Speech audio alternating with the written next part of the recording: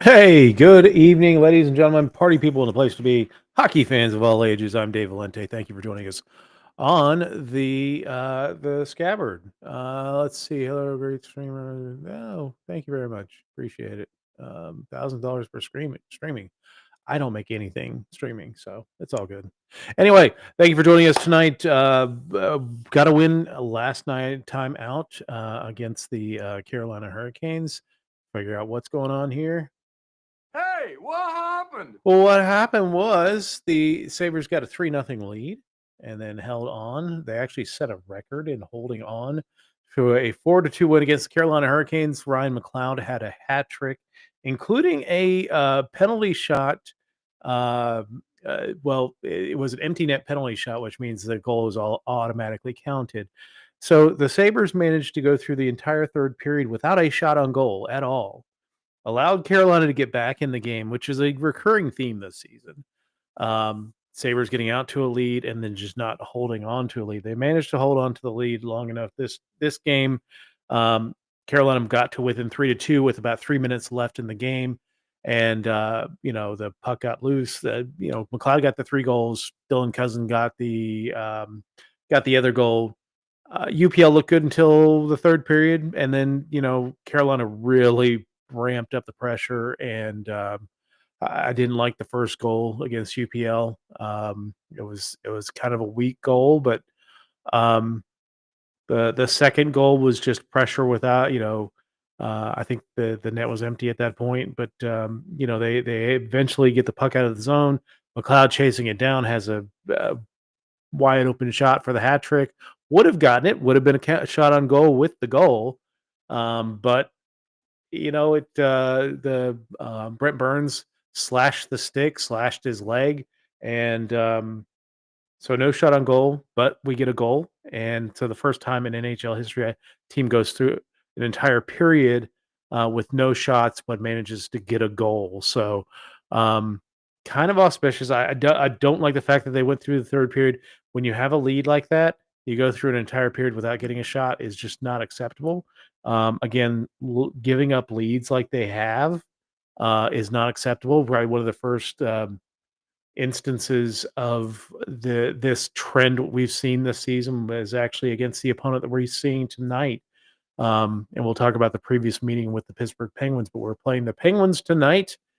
They are 18, 20, and 8 and 7th in the Metro Division. Sidney Crosby, as always, leads the team with 48 points. Just keeps on going. I'm not a huge fan of Sidney Crosby, but he continues to produce for the Pittsburgh Penguins. 12 goals, 36 assists on the season. Tristan Jarry leads the team with 3.31 goals against average and 8 wins, but he was actually just placed on waivers the other day by the Pittsburgh Penguins. I don't know that I would hang everything on Tristan Jarry. They got Alex Nedeljkovic and Alex Blomqvist, I believe is the goalie's name. No, Joel Blomqvist. And Blomqvist actually came into the first matchup. Well, let's talk about the matchup. Previous meeting was on October 16th. The Sabres had a 3-1 first period lead at the end of the first period. Blew that lead. They were down 4-3 early in the third period. Sabres score a couple of quick goals. JJ Peterka scored, and Sabres took a 5-4 lead, held that lead for most of the third period until the final minute when Ricard Raquel put in a goal against UPL, and it was a 5-5 game going in overtime. Sidney Crosby, as he's done so many times in his career, scored the dagger against the Sabres in overtime, 1 minute and 38 seconds into that overtime period, and the Sabres lost that game 6-5 in overtime. Managed to get a point, but again, it was another situation where you have leads and you failed to hold on to them.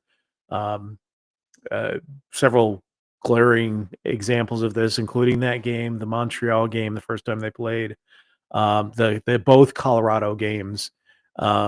It's just a worrying trend of this team. And then last game again, they had a 3-0 lead. They got to 3-2.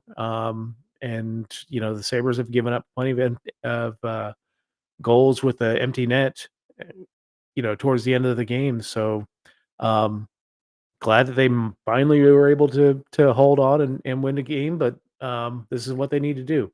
Uh, I saw an article where they were like, "Well, Sabres have won 3 of the last 4." Well, that's great, but they lost they lost like 13 of their last 23. So actually, no, I'm sorry, 13.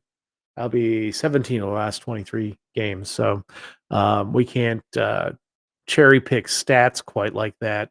3 of the last 4 looks good, but right before that was a 3-game losing streak. So 3 keys to tonight's game: take advantage of a struggling team. The Penguins have lost 3 in a row. They have lost 7 of 8. Um, Evgeny Malkin, who was injured and recently robbed while they were on a road trip. Um, Called out the team, said they need to be better. They just released their goaltender or put him on waivers. This team is struggling, and this is a team. I've said this for several seasons that this is a team that needs to make up its mind about the core. And like, I don't know that you could ever, like, as a Pittsburgh fan, you could ever countenance uh, trading Sidney Crosby, but you're still investing a ton of money in Sidney Crosby, Evgeny Malkin, Chris Letang, and Eric Carlson, and you're not getting any younger. And you've missed the playoffs the last couple seasons, and you're probably going to miss the playoffs again this season. When do you make that decision? When do you start trading off guys? Maybe that happens this trade deadline. I don't know that you get rid of an Eric Carlson. Um, if Evgeny Malkin can come back healthy, maybe you can get some. You can probably get a good first rounder for him. Still, just a lot of term and a lot of money on those contracts, so it might mitigate some of the return you get for some of these players. Worst case scenario, you have to get rid of Sidney Crosby, the face of your franchise for the last 15 years, and move forward that way. But actually, even more than that, almost 20 years now for Sidney Crosby. That's a hard pill to swallow if you're a Penguins fan, but the guy's still got a little bit of tread on the tires. I mean, he leads the team in scoring, and you gotta have that conversation, especially as a team in the league that's trying to rebuild itself. That really during the 2010s dealt away all of their first round draft picks, and uh, really don't have much in the way of assets in the cupboard. They've got that Rucker McGroarty guy that they traded for, and have been making draft picks the last couple seasons, but it's going to be a while for those guys really get into the league. So Pittsburgh's got some building to do. It's Sabres got building to do as well, and yeah, I don't envy Pittsburgh's position, but as a Sabres fan, it's hard to talk because the Sabres are, to me, in a worse position because they don't have any institutional knowledge of playoffs to build on, to build towards. Anyway, let's take a look at the Pittsburgh Penguins lineup. The Penguins are going to run out Ricard Raquel, Sidney Crosby, and Brian Rust on the first line. Michael Bunting, Evgeny Malkin. Oh, they say Evgeny Malkin's going to play. He's been injured. He's going to play tonight with Cody Glass on the second line. Drew O'Connor, circle that guy. He has always scored against the Sabres. Doesn't score against a bunch of other teams, but he managed to really roast the Sabres a couple times. So um, with Drew O'Connor with Kevin Hayes and Philip Tomasino, former Thursday Night Hockey Show co-host Travis Rednick's first love when it comes to hockey. Philip Tomasino playing in. I didn't realize he had left Nashville or got traded from Nashville. But Anthony Beauvillier, Blake Lizotte, and Noel Achari on the fourth line for the Penguins. Penguins D pairs. We've got Marcus Pettersson with Chris Letang, Matt Grzelcyk with Eric Carlson, Owen Pickering with P.O. Joseph. It's not a bad defensive group there. Um, this team is just struggling, and I don't think it's just goaltending, but we'll see what happens tonight. The I don't really hate any of those. Don't know a whole lot about Pickering, but Most of those guys seem rather solid.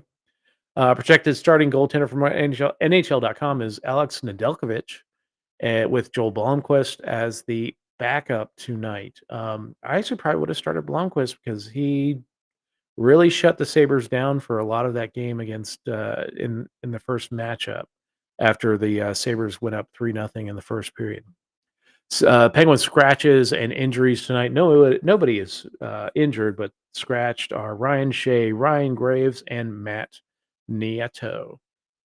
Sabres lineup very much the same as the previous game. We've got Jason Zucker, Dylan Cousins, Tage Thompson on the first line, JJ Paterka, Ryan McLeod, Alex Tuck on the second line, Zach Benson, Peyton Krebs, Jack Quinn on the third line, Beck Melenstein, Tyson Kozak, and Sam Lafferty on the fourth line. The defensive pairs tonight, Darling with Byron, Power with Yogi Haru, and Bryson with Connor Clifton. Goaltenders per NHL.com have UPL starting once again. Again, I don't expect to see Reimer until either the first game against Seattle or the second game against Vancouver as we go back to back soon. All right, Saber scratches, injuries, which doesn't make sense because they put Jacob Bryson in the lineup, but they have him listed as scratched as well on NHL.com. One of those is not one of those things is lying. But Bryson Gilbert, Nicholas Obe Kubel, with Kulik and Jordan Greenway as injured. I think maybe what has happened is that Samuelson might be close to playing, and it's caused NHL.com to have a little bit of an issue tonight. So, anyway, tonight's odds per DraftKings, play responsibly.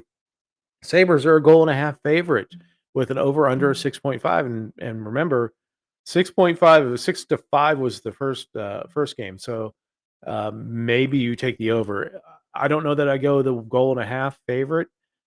Sabres and the Penguins play a ton of one goal games, a ton of overtime games. So maybe you don't take Buffalo on the goal and a half favorite there.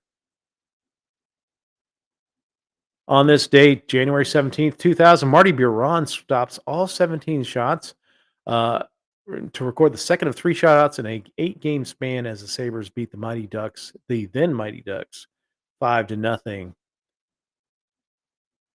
Our week ahead, we've got Monday afternoon, a 4 o'clock start against the Seattle Kraken. Second time we play Seattle at a 4 o'clock start. Hopefully, it goes a lot better than the first time, which we lost 6-2. Tuesday evening in Vancouver. That is Sabres After Dark. That's a 10 o'clock start. And then Thursday night, Calgary, in Calgary to face the Flames. That is a 9 o'clock start. So again, Sabres After Dark for those two games. Our next episode is going to be Monday at 3 p.m. Eastern as we take on the Seattle Kraken. Hopefully, we can get a victory against them. Hopefully, we're here to talk about a victory against the Pittsburgh Penguins and continuing the momentum into the road trip. So, thanks everybody for watching, and we will talk to you all on Monday afternoon.